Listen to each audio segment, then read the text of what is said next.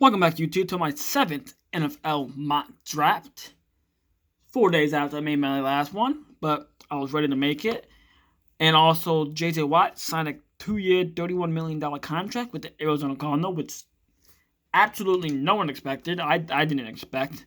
So it changed some draft picks for the Cardinals. I think I had them picking an own lineman now instead of an defensive player. I had them picking a pass rusher last time, but not anymore. So let's go with the first pick of the draft. I got the Jaguars picking Trevor Lawrence. Like I said, he's gonna be the number one pick in every mock draft. I think my bad.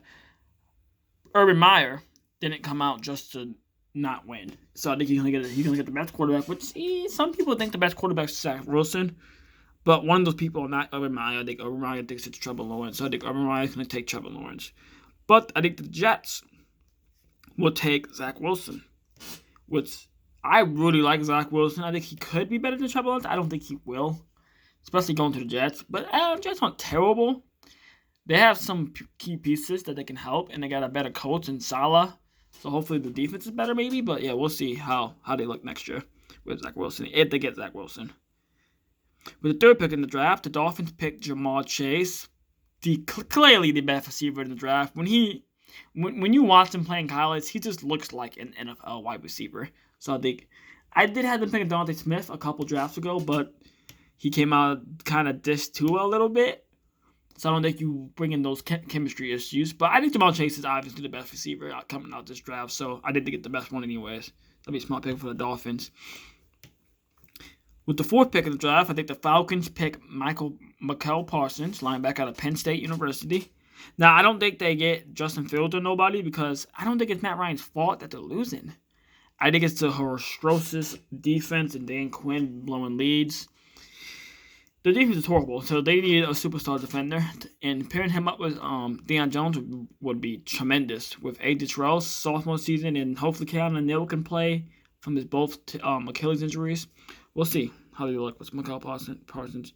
With the fifth pick of the draft, I think some of the receivers for the Bengals look tempting, but they have good receivers, so I think they need to protect Joe Burrow, and I think Penei Sewell is, in my mind, is the best offensive line. Some people have other people being higher, but I think in my mind, he's the best offensive lineman in the draft, so I think they pick Sewell out of Oregon. With the sixth pick in the draft, the Eagles select Devante Smith. I was thinking about going Kyle Pitts, but they had Dallas Goedert, and if they want to keep Zach Ertz, so they don't really need a tight end. So I think a receiver is more help because they just cut Alshon Jeffrey and Deshaun Jackson. So I think Devontae Smith would be a great weapon for them to have. With the seventh pick in the draft, I think the Lions pick Kwity Paye. He keeps it in Michigan. He played for Michigan, and he keeps it in Detroit, Michigan. I think they need a dominant pass rusher. I think either him or Gregory Rousseau, and he side out. And Kwity Paye looked pretty good this year, even though Michigan did not look good, but he looked good. With the eighth pick, the Texans, which I still have them trading Deshaun Watson to the Panthers for 3 for 5 picks and Christian McCaffrey. I think they take Justin Fields to pair up with Christian McCaffrey. And maybe they do like 7 wins this year. Maybe I don't know. We'll see how they do. Maybe Justin Fields doesn't want to play for them. You never know. With the ninth pick in the draft, the Broncos select Caleb Farley. Now I'm either thinking the Broncos are going to select Caleb Farley or Rashawn Slater. I think they need a corner, and I think Caleb Farley is a good risk they need to take for. They don't really have a lot of corners. They have aging corners or really, really young corners. So I think Caleb Farley would be a big upgrade for them. With the 10th pick, I think the Cowboys select Patrick Sutton, the second, CB out of Alabama. I think pairing him up with his former teammate, Trevin Diggs. Because we have some couple free agents in corners. I think Anthony Brown's a free agent. Obuzier is a free agent. So I think pairing him up with his college teammate, Trevin Diggs, with good chemistry. And Dan Quinn, he's a great defensive coach, and I'm glad we have him as a defensive coordinator, so I'm excited to see what he does for us. With the 11th pick of the draft, the Giants select Jalen Waddle. I think this is an obvious pick. Let me explain why. I think they have a lot of question marks at the wide receiver and tight end position. They have Evan Ingram, who's really inconsistent. They have Golden Tate, really old. Darius Slayton, kind of good, but at the same time, he can have really bad games. And Sterling Shepard has been injured most of his career. So I think they pick a certified superstar receiver for Daniel Dimes. So I think this is the obvious pick in Jalen Waddle. With the 12th pick in the draft, the 49ers select Aladria Vera-Tucker, offensive lineman from USC. He climbed up draft boards. He's been climbing up a lot of draft boards. They getting protection for an injury-prone quarterback, which he is injury-prone, but if he can stay healthy, Jimmy Garoppolo is a Super Bowl winning quarterback. So I think you protect him with one of the best O-linemen in the class.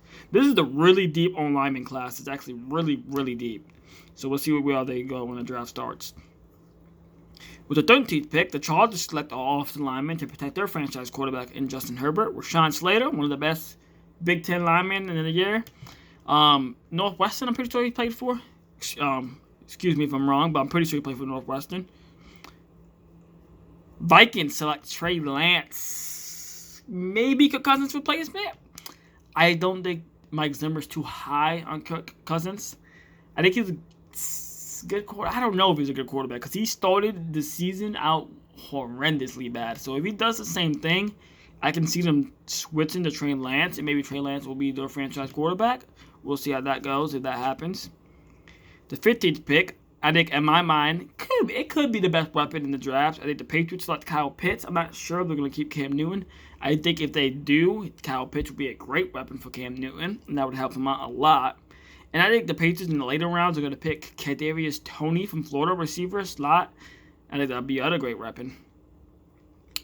The 16th pick in the draft, the Cardinals select Christian Darrisaw, a great O-lineman to protect Kyle Murray. Got beat up a lot last year, so I think they get that help to protect him. They got J.J. Watt now, so they have a pretty good defense. Isaiah Simmons can pass for us. Hassan Reddick's a free agent, but I think they might keep him because he had a breakout season. We'll see how that goes.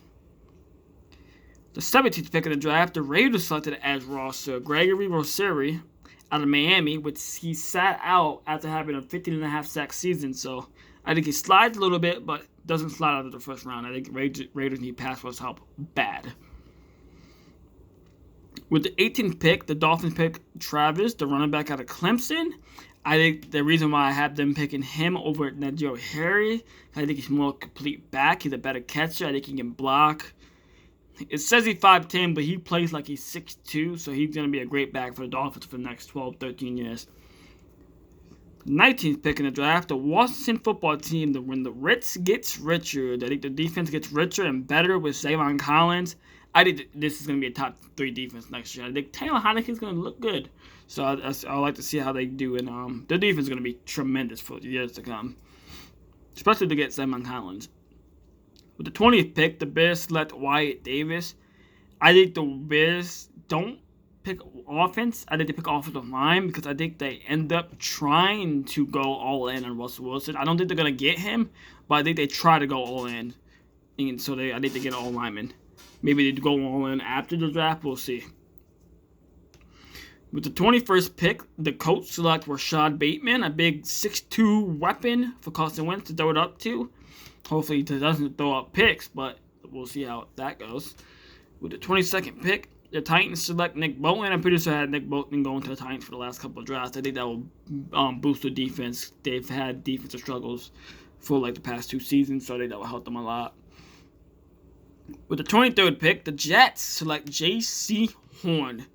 One of my favorite corners in the draft. I think the Jets need a corner. They have a couple of free agent corners, so I think they're getting J.C. Horn will help them a lot. I think he will be in a contention for Defensive Rookie of the Year also.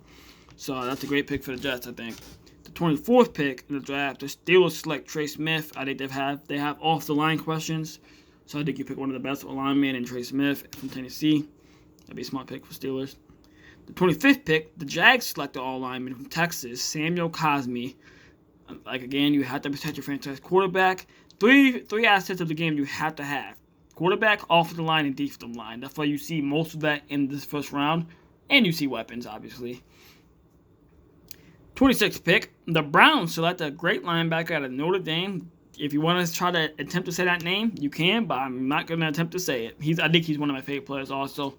He's going to help him with Mac Wilson will be great stuff. And they get Grant T. Pat back, so excited to see the Browns defense next year. 27th pick, the Ravens select Rondale Moore, receiver out of Purdue, my bad. He broke pretty much every score record out of Purdue, and he's 5'9", 180. He's small, but he's a great receiver, so I think that will help them a lot. Pairing him up with Marquise Brown, Miles Boykin, maybe to go out the fridge, or who knows. The 28th pick, the Saints select Mac Jones out of Alabama, quarterback. I don't think Drew Brees officially retired yet, and I've seen a video of him working out, so I'd like to see more about that. But I think even if Drew Brees does somehow come back, I think they still get a franchise quarterback type guy in Mac Jones. Because next will definitely be Drew Brees last year if he somehow comes back. Now, this pick is going to surprise a lot of people. With the 29th pick, the Packers select a skilled position in Najee Harris. Great running back out of Alabama. I think they have 2 free agent running backs, and one of them happened to be Aaron Jones. So I think both of those running backs will be out, and I think they're going to get their replacement in Najee Harris. Aaron Rodgers will be clapping for this one because he's a great talent out of Alabama. The 30th pick, the Bills select Patrick Jones the second, and an edge rusher out of Penn State. I think they need pass rush help. They missed out on J.J. Watt, so they getting pass rush help will help the Bills a lot. 31st pick, the Chiefs select Jalen Mayfield, great O-lineman out of Michigan. The 32nd, the final pick of the first round, the Bucs select Christian Barmore, which I've had him going to the Bucs for like the last couple of drafts. So that is my mock draft. If you want to pause the video and take a quick look at what pick you like the most, be in tune for, I'm not sure where I'm going to post next, but I will have some ideas. That'll be the end of the video, and peace.